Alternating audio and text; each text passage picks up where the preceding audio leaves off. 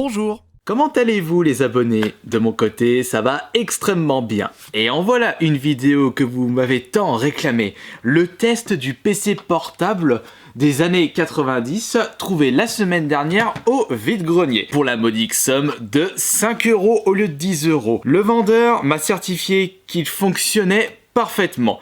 Encore une fois, il faut se méfier sur ce que disent les vendeurs de vide-grenier. C'est logique qu'ils vont pas nous sortir « Ah, vous inquiétez pas, le truc ne marche pas, vous pouvez me l'acheter ». Il s'agit d'un PC portable de chez Compaq. C'est le modèle Armada et ça doit être le M700. J'avais vérifié en ouvrant... Ouais, voilà. Le Armada M700. C'était une entreprise spécialisée dans les PC de bureau et PC portables. Et ils ont coulé en 2006 d'après la fiche Wikipédia. Mais impossible sur Internet de trouver davantage d'informations sur ce modèle-là. Quand est-ce qu'il est sorti et pour quel prix? On va dire qu'à l'époque, les PC, ça coûtait aux alentours de 10 000 francs, ce qui représente 1500 €, et c'était une somme assez coquette. Ce n'était pas à la portée de tout le monde, mais lorsqu'on avait ceci, c'était carrément la révolution technologique. En même temps de tester la petite bête, ou plutôt la grosse bête parce qu'elle pèse une vache, ce sera avec immense plaisir de vous faire découvrir mon tout premier jeu PC qui se nomme Heroes Might and Magic 2. Attendez, Windows 95. Sauf que pour ce PC portable, d'après l'arrière de celui-ci, il s'agit du Windows 98. Bon, après tout, je sais que je possède le Heroes Might and Magic 3 qui, lui, doit être compatible avec le Windows 98. Naturellement, avec l'achat de ce PC portable, je possède également sa recharge. Bah, de toute façon, s'il manquait ceci, un élément essentiel, indispensable, je n'aurais pas acheté la bête. Trêve de bavardage, Kirby. Allons-y pour le test de ce PC portable des années 90. Nous allons commencer par brancher sa recharge. Dans le bon trou par contre, voilà. Le Compaq M700. Il est où le bouton power là-dedans? Il est là. Ah, ça s'allume. Cool, génial. Ah zut, avec le reflet de la lumière, on voit pas vraiment l'écran. On va rapprocher un peu la bête. Bon, c'est quand tu veux. Attendez. Il y a un petit truc qui s'affiche là-haut.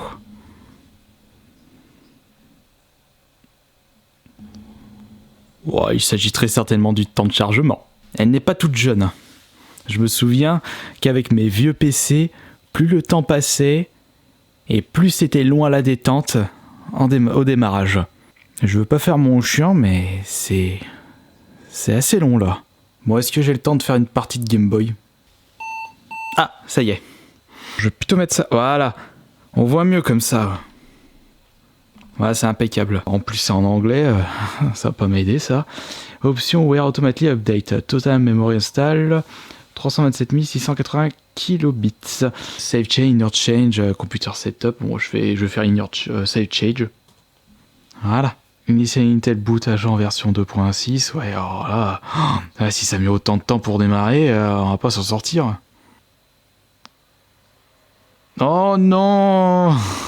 La déception, non, c'est Windows XP, oh non, ça a été mis à jour, je suis déçu, non. Je voulais Windows 95 ou Windows 98 comme à l'époque, avec les vieux sons, les vieux menus pour pouvoir vous montrer ça.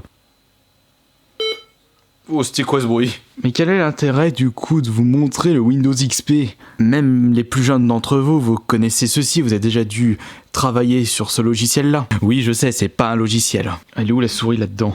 Ah oui, oh là là, ouais, je vais pas y arriver. Regardez, lorsque vous n'avez pas de souris branchée sur ces vieux PC portables, c'est cette petite crotte qui fait office de souris. Windows, toujours en cours de démarrage.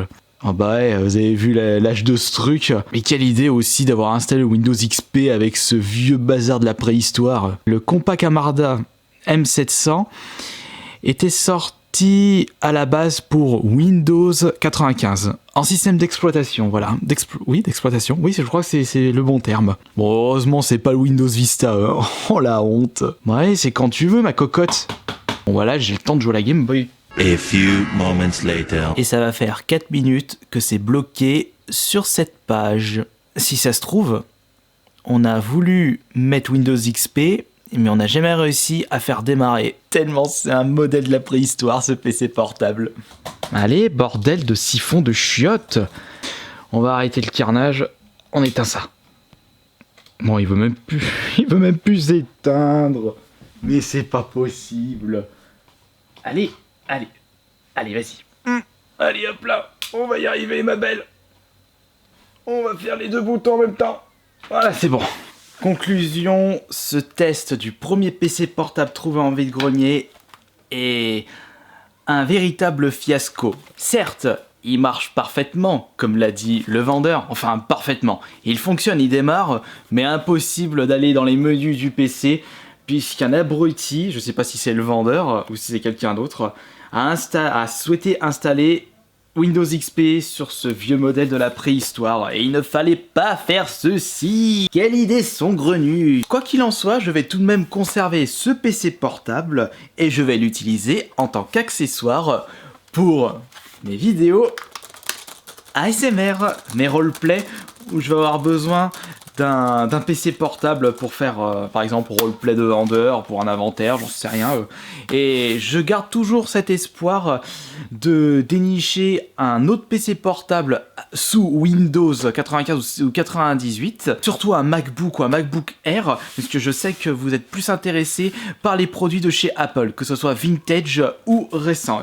Bon bah j'espère qu'en tout cas, cette vidéo test vous aura tout de même diverti, vous aura plu, c'était tranquille, c'était sans prise de tête, et on se retrouve demain pour les vides-greniers de dimanche. Ciao!